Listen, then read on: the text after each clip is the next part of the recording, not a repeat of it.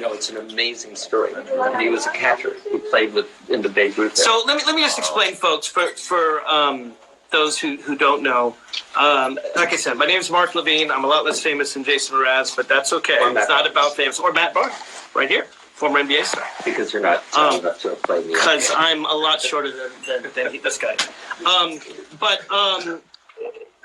I do, though, have a very important job. I am one of 100 members of the Virginia House of Delegates, and we have an election in Virginia on Tuesday.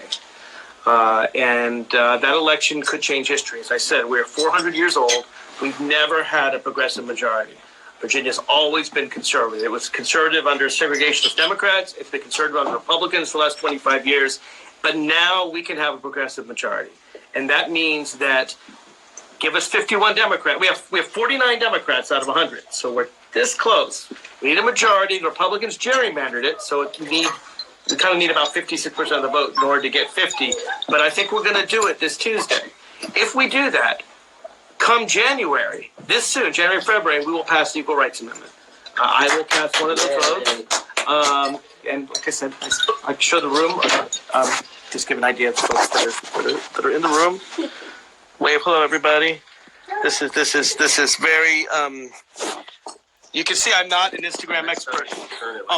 Oh yeah, there you go. Yeah, there you go. All right. See. There you go. Just shows you. Yeah, no. Thank you. Yeah, I appreciate that. Anyway, we are waiting for Jason Mraz to join us, and then hopefully this will be shared on his account and all. But anyway, it's really important, and one of the reasons we're here is not magic. Everybody. So we're.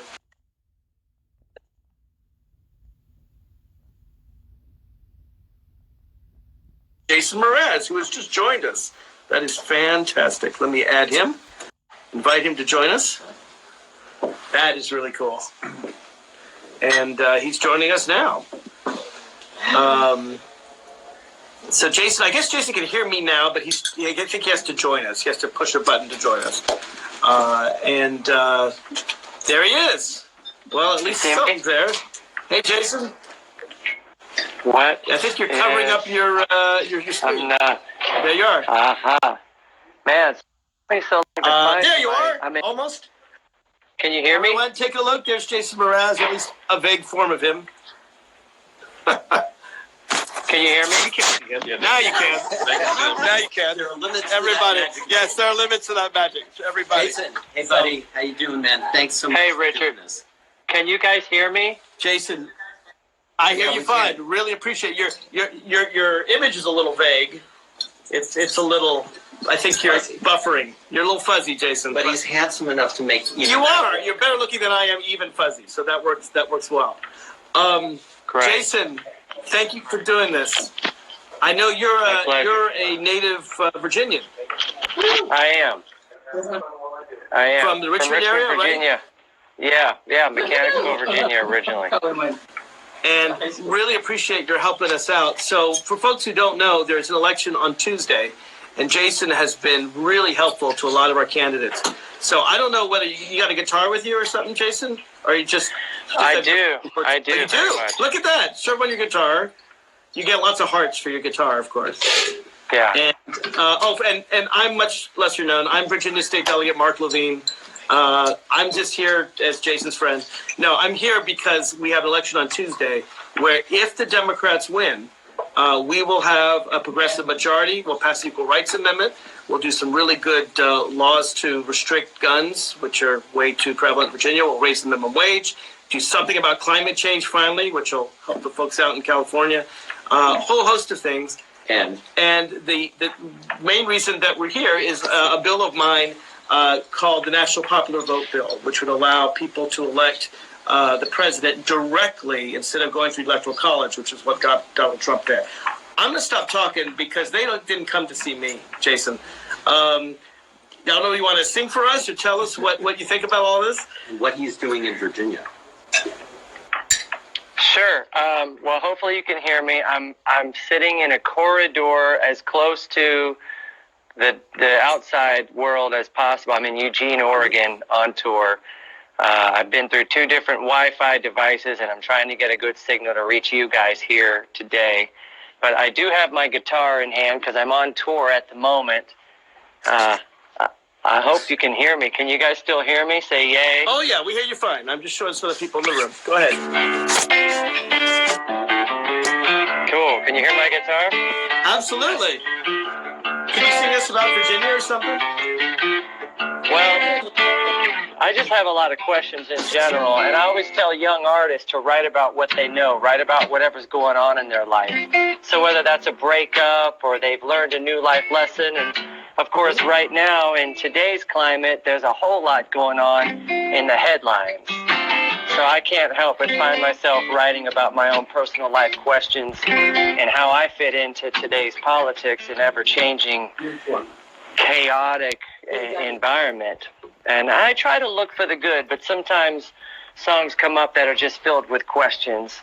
Like, for example, what's it gonna be for the future of America? Another 4 years of a Twitter tyrant scaring you? More billionaires getting much more wealthier? Can't we get some health care and make our country healthier? Can't we get that Green New Deal and regenerate? Can't we lose our student loan debt and freely educate? Can't we use some changes in the way we choose to separate that's proven in the colors of the humans we incarcerate? Can't we see that love is still the only way to combat hate? Empathy begets us to become someone compassionate. Exercise your freedom.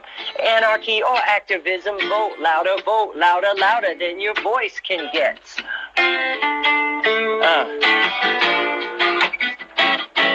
Vote louder. November 5th. In Virginia especially. Vote. So, Mark, I've got a handful of songs now that are armed and ready for the political revolution, man. That sounds good. And there's actually elections in Kentucky, Mississippi, New Jersey, and Louisiana also on November 5th. But in Virginia, we're the only state that can flip from Republican to Democratic. So folks in Virginia really need to get out and vote. And frankly, if you want to help our efforts, if you can, go to MARK for Delegate, MARKFORDELEGATE. If you donate now, every penny will go to the most competitive Democratic races. But there's a whole bunch of things we're going to do. It's not just equal rights amendment and guns. We're going to help people vote because they make it really hard for young people to vote. And we're going to make it a lot for them. And then, of course, we got to get rid of that tyrant in the White House. And the only reason he got in power in the first place is this stupid electoral college. And as you know, Hillary Clinton beat Donald Trump by more than 3 million votes, and yet he became president because of this, this old part of the U.S. Constitution. So we got to fix that. Yeah, you're going to help us. So, Mark, tell me how this election can help fix gerrymandering, so that we can determine that constituents in their districts are getting to choose their representative fairly, that they're getting to vote fairly. How do we eliminate gerrymandering through this next election? Well, gerrymandering is actually tougher. We can focus on electoral college. Gerrymandering, we just had a U.S. Supreme Court decision that basically said, and I disagree with it, but said gerrymandering is okay. A terrible 5-4 decision that they just ruled on this year, which makes it really, really hard. What we can do, though, we can encourage states to do something that I support, called the wasted vote model. It's kind of complex, but basically what it does is it says that more people get to choose their elected representatives. And some states have independent commissions. There are lots of different ways to do that. We might do that in Virginia, but that gerrymandering is a tough one because you're right that people people like me shouldn't be choosing my districts. It should be the people out there who decide, and they should be fair. They should be based. I'll tell you something. In Virginia, just to give you an example, we have in 2017, Democrats got 55% of the vote. We only got 49 out of 100 seats because of the way the lines were drawn. So we need to have fairer lines, and that's a battle in every state in the United States. But it's definitely a battle here in Virginia. So you brought up another good point in that you said this was a Supreme Court decision recently that was 5-4, and I know that the next presidential term is likely going to choose another Supreme Court seat. Or 2 or 3. Or 2 or 3. So making sure you have compassionate, progressive leadership And what I mean by progressive leadership are people who are willing to help restore a government by and for the people. The current agenda seems that it's every man for himself. Therefore, the rich get richer. The capitalism is unfettered. Whereas if you can get progressive leadership that cares about all citizens of the United States, then perhaps we can even elect compassionate, progressive Supreme Court justices in the next term too, which will help protect a lot of Supreme Court decisions of the past that have gotten us to the amount of rights that we do have today. You know, one of the problems we have is that we shouldn't have the U.S. Supreme Court choosing our president. I remember back in 2000 when the people elected Al Gore. He won the popular vote, he won the electoral vote, but the United States Supreme Court said, we're not going to count the votes in Florida, we're going to put George Bush in there. And then just recently, as you know, Hillary Clinton won that election by 3 million votes. The people in California voted. Are they not Americans? Do they not get a count? But they didn't count them because of this electoral college, which comes from the U.S. Constitution. And this is basically, I got one in front of me. I carry it wherever I go. Probably can't read it on there. But the electoral college was designed 200-odd years ago by a bunch of people that wanted white men with property, and that means not women and not people without property, and certainly not non-white people, to control everything. And it was before parties. And whatever you think of when it was written, it definitely doesn't belong there now. It's just not democratic. The people chose Hillary Clinton. The people should get the president they want. So one of the things we're going to do here in Virginia, if we get 51 Democrats on November 5th, is I'm introducing a bill called the National Popular Vote Bill. And what this bill does is we don't need to have a constitutional amendment. It's really hard to change the Constitution. You need 2/3 of the House, 2/3 of the Senate, 3/4 of all the state legislatures. Really hard to do that. But what we can do through this National Popular Vote Compact is we can join with other states throughout the United States. And if enough of us representing 270 electoral votes agree, we can go around the old electoral college. And interestingly, there's already 16 states in D.C. that have done this. We actually already have 196 of the 270 we need. We can add Virginia's 13 electoral votes and get to 209, just be 61 away. That's a lot of math. The heart of it is this. If you help us in Virginia, I'm going to give the website one more time, markfordelegate.com, markfordelegate.com. Click the donate button. If you can give us to help us in Virginia, we can come a way to helping the whole nation finally be able to choose their president where the most votes counts. And that's the only fair way to choose the democracy. And Mraz, you're a hero for helping bring this issue to people's attention because a lot of people don't know about this. Most people don't know about it. Yeah, well, I think it's definitely worth exploring, worth asking about. You know, there's an argument that says, you know, if we didn't have an electoral college, then candidates would only campaign in New York and California where the population is the most dense. What would that, we're not saying we're doing away with the electoral college. What we're saying, what you're suggesting is that each state is going to give its electoral votes to the candidate that state voted for by populace. Right. No, I'm saying that actually the whole nation, we count every vote in the entire nation, and the states in the compact would give their electoral votes to whoever wins the national popular vote. To the national popular The national popular vote. So you're right that candidates would campaign in New York and L.A. Frankly, they don't campaign in New York and L.A. right now because today, unless you live in New Hampshire or Ohio or Iowa, you don't get to be part of the process. It's not just liberal states. If you live in Texas or Oklahoma or Idaho or Wyoming, you don't get to be part. This way, every single person counts. And it's not just the folks in the cities. There's a lot of rural America out there, and their votes count too. So we need candidates that appeal to everybody, to the whole of this diverse country, and not just a few people in select states. So it is for the national popular vote. You know, in the vast majority of democracies on the planet, the person with the most votes wins. It's kind of how you just, I don't know of any student council race where the second place finisher wins. That doesn't make any sense. And frankly, I don't think we would have had this racist, abusive, corrupt president we have right now if the American people had been allowed to choose our choice rather than this old electoral college choice, which whatever use it had went out hundreds of years ago. If I can add something, Jason, it used to be that the thinking was, oh, we have to protect small states, or we have to protect the rural states. And what Mark is saying is true. There really are two classes of citizenship in this country. There are people who happen to live in swing states like Ohio and Iowa and Florida and Michigan and Wisconsin, and then everyone else. So what that means is approximately 44 or 45 states have no voice, and only 5 or 6. So that's way worse than the rural versus the urban areas. We really don't have equal protection and equal voting, and we need to go to a one person, one vote. My dream, and this is how I want people to think about this, is that the last person voting, an 18-year-old man or woman who is in Honolulu, Hawaii, who is the last person to vote in the 2020 election, can decide who the president is. That's incredibly exciting and empowering. And we can do that if we pass Mark's bill in Virginia and then get 61 more. So, Jason, I want to sing about this or something? I mean, at the end of the day, it's really about equal. Every person's vote counting equal to every other person's vote, which I think is what this country's supposed to be about. It is supposed to be about that. And I think, from my perspective too, people turn off their listening because they're party oriented. They only want to be on a party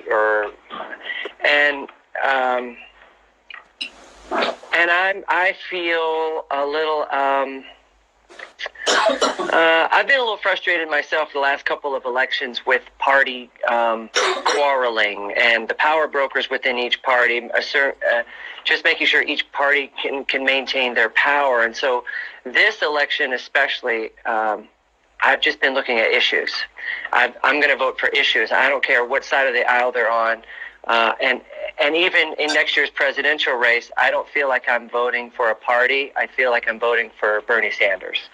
And that he, to me, does not feel like your typical Democratic Party establishment or any party establishment. I feel like it's gone back to equal rights for all citizens and having the type of progressive leadership that cares about ratifying the Equal Rights Amendment, gun control, health care, doing something, acknowledging there's a climate crisis, let alone trying to solve it with new technologies, but to at least have a candidate and or a party back that person that says we do have a climate crisis and we should be investing in new energies so that we can all get on board with it and be a leader in the world, not someone behind or one of the major pollutants. These are all the types of things that are on my mind. I guess, Jason, forward. I just say this, because I've been watching a lot of Democratic debates, and Bernie certainly does a very good job in those debates. I'll tell you this, any of them, Bernie, Elizabeth, Joe, Pete, Kamala, I haven't liked Cory Booker, a lot of them, Amy Klobuchar. The differences among them, while they're real, are tiny compared to the difference between them and the current occupant of the White House. So Totally. we all have our favorite candidates in the primary. My rule is I will vote for a venomous toad over Donald Trump. Anybody but him. Right. Because the venomous toad would do a lot less damage. Totally. Now, I understand why people voted for him, because I feel like the establishment wasn't listening to every citizen in the U.S. And so almost half the citizens in the U.S. that did vote, I mean, a fraction of citizens even voted, period. The electoral is one of those reasons. Because they don't vote counted. No, it's the young people. Yeah, they didn't feel like they counted. And so they went with this other idea, like, hey, let's do something to shake up politics and elect this reality show guy who seems like a wheeler and dealer. And then, unfortunately, they've been let down by him, and many, many people have been let down through his bigotry, his racist remarks, through his fear, through his narcissism, through his foreign dealings. I mean, so much of it has put our safety, our health, our welfare at risk. But the good thing is, if I can look for the good in all of this, it's that a political revolution has begun. More people are awake. More people want to know, tell me more about the Virginia elections on November 5th in 2019. You know, how can I run for office in 2020? More people are getting involved, and we're seeing not only a blue wave, but a new wave of young people getting involved. And that to me is very, very exciting. And that's the kinds of things that I'm tuned into, that I'm looking forward to voting for, and as a songwriter, looking forward to express so that I can provide the kind of musical landscape to support these marches, these revolutions, these new ways of thinking and ways of being, because every citizen needs the courage to stand up and act and be a part of the process. So let me give you an example of what we've done in Virginia already. 2 years ago, we only had 34 Democrats, about a third out of 100.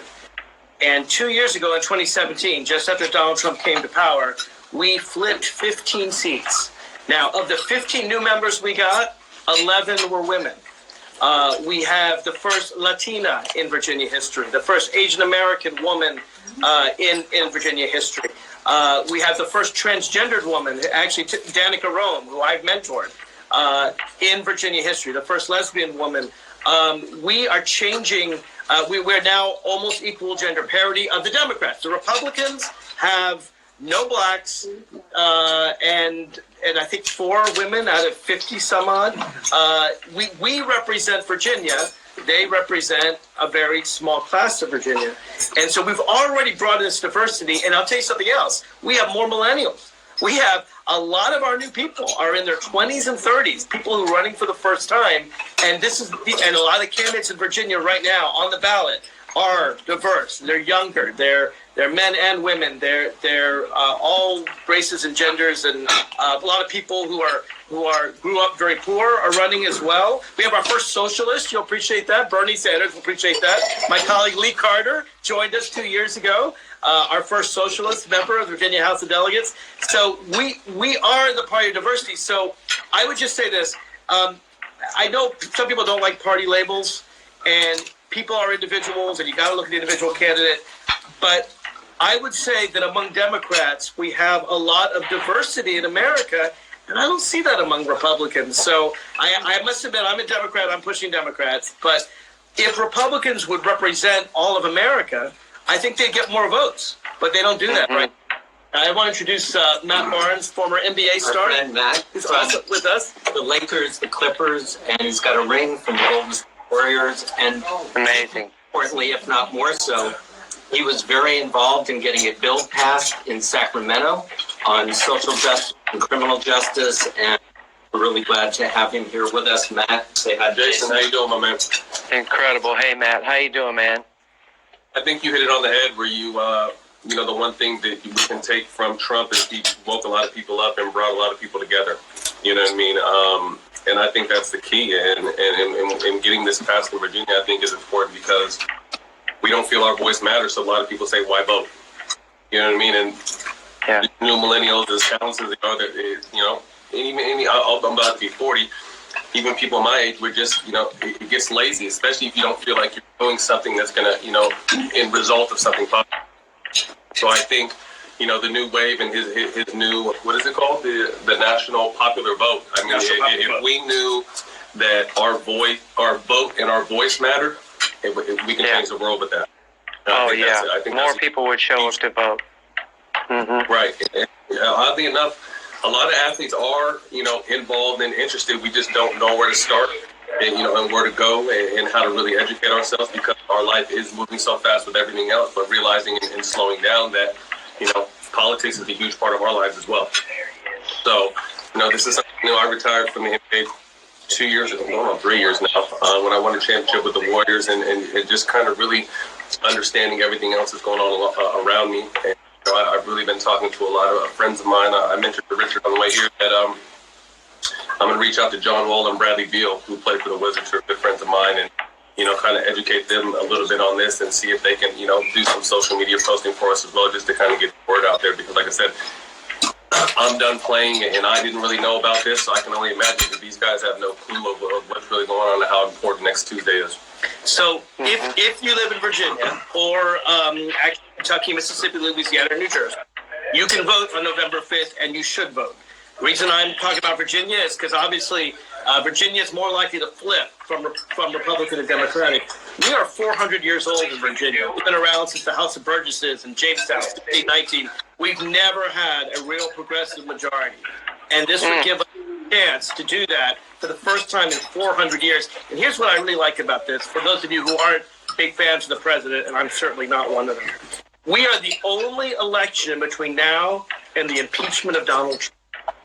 Donald Trump is going to be impeached by the United States House of Representatives before Christmas. Wow. There's going to be a trial in the Senate next January and February. There's a number of Republicans who will decide whether or not this corrupt lunatic remains in office. They have said quietly, and I talk to Republicans privately all the time, they know he's corrupt, they know he's terrible, but they're afraid the people support him. If we do really well in Virginia and these other states, but particularly Virginia because it's a purple state, and we show a lot of Democratic support, what we do is we actually give courage to these Republicans who want to do the right thing, who want to follow the Constitution, but are afraid that Donald Trump has too much support. So it's really important if you live in Virginia, if you get out and vote. If you don't live in Virginia, if you can help us with our ad campaigns, we've got about 12 or 15 candidates that are really, really tight races. You can donate. I give every penny away to these competitive Democrats.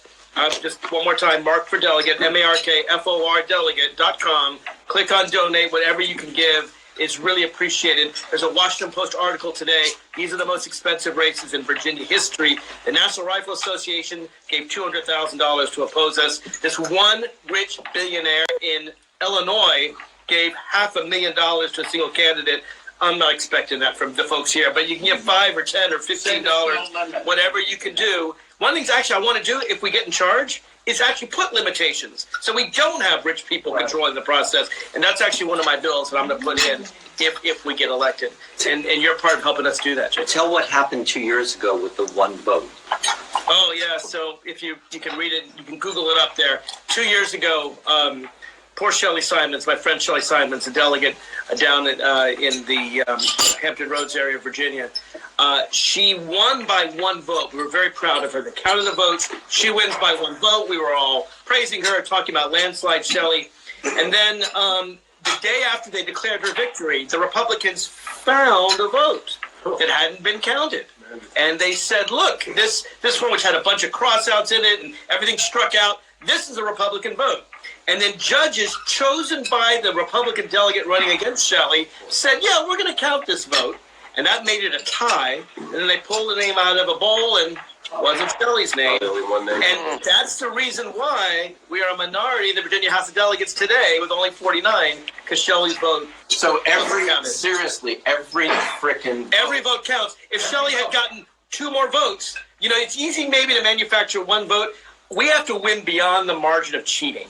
And that means everyone has to get out and vote. And repeat the other states where people, because Jason, you have fans who live in New Jersey and Mississippi, Kentucky, Louisiana, and Kentucky. Right. If we have a tidal wave of young progressive voters, let's show Mitch McConnell in Kentucky that he is in deep trouble. And he might change his mind on impeachment.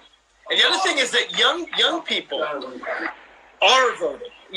People mention that young people don't vote. That's traditionally true. But in 2017 in Virginia, young people came out like they never have before. In 2018, in the midterms, young people are voting like they never have before.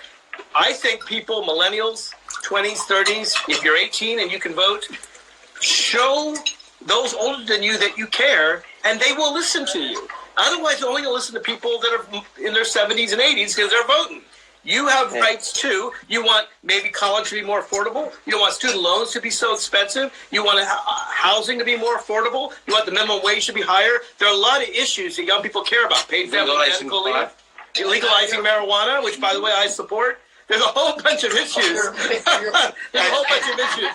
And Matt is in the cannabis business. Oh, okay. I didn't even know that. I'm working with UCLA on studying the fight from head to toe and trying to change the regulations of professional sports. So That's fantastic. You can have endorsements. So I don't know, we've talked a lot, Jason. I don't know if you want to say some more or sing some, maybe for the people listening. I live in Washington, volunteering in Virginia. If anyone's nearby. Yeah, if you live near Virginia, you can absolutely help us.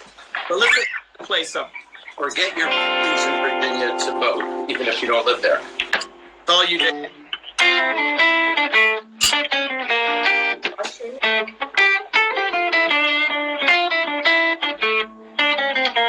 Check it out.